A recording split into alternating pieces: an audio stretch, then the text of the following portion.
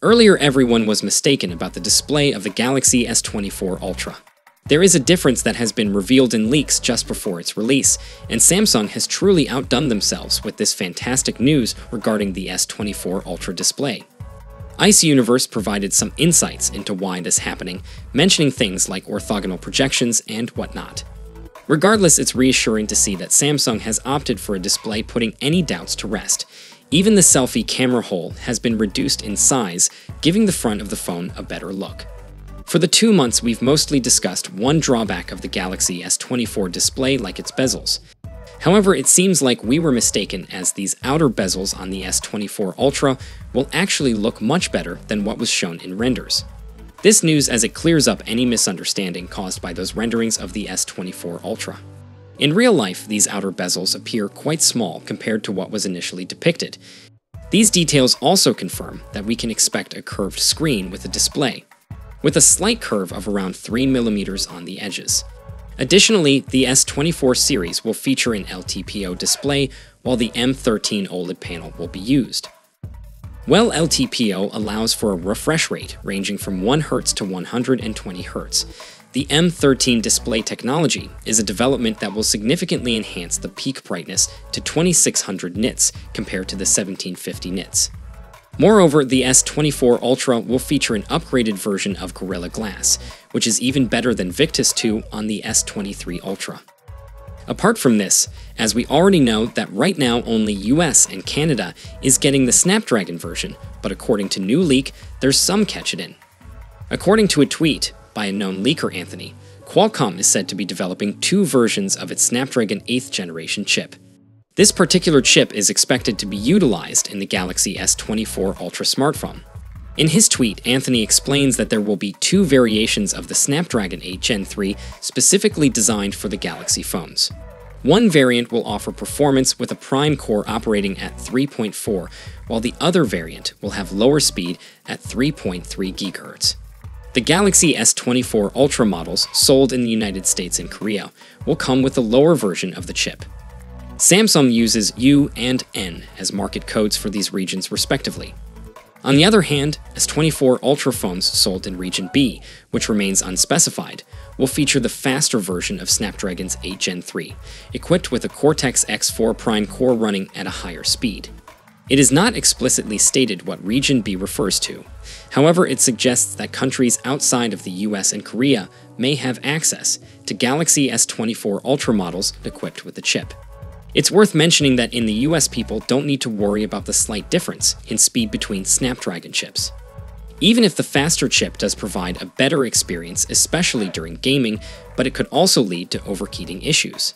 This could result in the phone slowing down to prevent any damage, so having a speed advantage might not actually make a difference for users of the Galaxy S24 Ultra models outside of the US and Korea.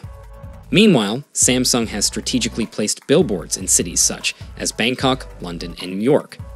These billboards showcase a captivating animation where a metallic coup transforms into stars, symbolizing their technology known as Galaxy Artificial Intelligence. Through this eye-catching display, Samsung aims to generate interest among individuals who may not have heard about their phone model, the Galaxy S24, and potentially entice them to make a purchase. Now for those excited, we're going to run through the full specs design and the price for each model in this 24 series to help you guys decide which one is right for you.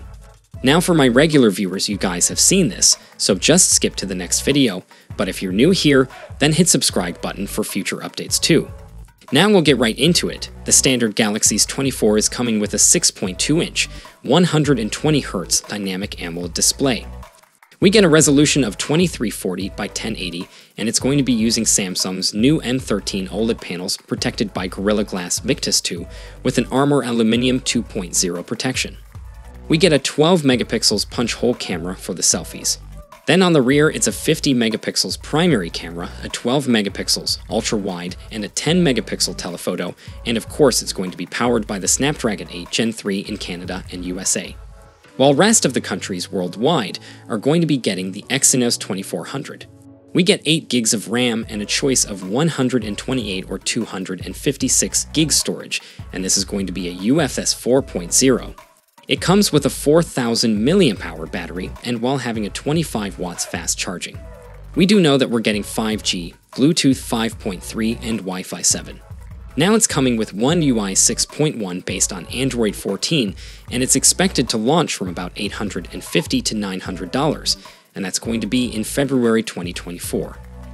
Now next up, we've got the Galaxy S24 Plus with a 6.7-inch 120Hz dynamic AMOLED display.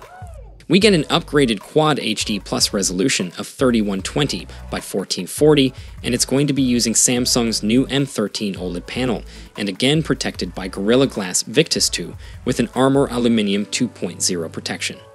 We get a 12 megapixels punch hole camera for the selfies. Then on the rear again, it's a 50 megapixels primary, a 12 megapixels ultra wide, and a 10 megapixel telephoto. It's going to be powered by the Snapdragon 8 Gen 3 in Canada and USA, while rest of the countries worldwide are going to be getting the Exynos 2400, and again we get 12 gigs of RAM, then the choice of 256 or 512 gigs storage, which will be UFS 4.0. It comes with a 4,900 mAh battery, while having 45 watts fast charging, and again we get 5G, Bluetooth 5.3, and Wi-Fi 7. It's coming with One UI 6.1 based on Android 14, and it's expected to launch from about $1,050. Now finally, we've got the most premium, the Galaxy S24 Ultra. With this 24 Ultra, we got a 6.8 in 120Hz dynamic AMOLED display. It's got a resolution of 3088 by 1440, and again, it's using Samsung's new M13 OLED panel protected by Gorilla Glass Victus 2. We get a 12 megapixels punch hole camera for the selfies. Then on the rear, it's a 200 megapixels primary camera, a 12 megapixels ultra wide. We get a 50 megapixels 5 times, as well as a 10 megapixels 3 times telephoto zoom.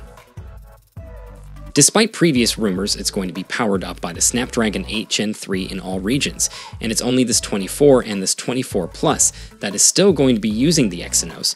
And with this 24 Ultra, we get up to 12 gigs of RAM with the choice of 256, 512, and 1 terabyte of storage. And this is of course UFS 4.0. It comes with a 5,000 mAh battery, and while having 45 watts fast charging, and we're also going to get 5G, Bluetooth 5.3, and Wi-Fi 7. Now it's coming with One UI 6.1 based on Android 14, and it's expected to launch from $1,250. So overall, the Samsung Galaxy S24 Ultra brings a fresh design with more strength and much brighter display, on top of upgraded hardware and lots of new AI features. The inclusion of the Snapdragon 8 Gen 3 in all models of the Ultra feels like a good move from Samsung, and with upgrades across the whole lineup, it should see plenty of success. Now, because of the similarities to the predecessor, though it's probably not going to make anyone with an S23 Ultra rush for an upgrade, but for anyone with an older S phone or looking to get their first S phone, then it's going to be a great choice. Now, of course, being so close to launch, more and more details are going to continue to come in, and I'm going to be sharing them as soon as they do. So make sure you subscribe so you don't miss a thing in the future. So, how do you like these new changes on the upcoming S24 lineup from Samsung?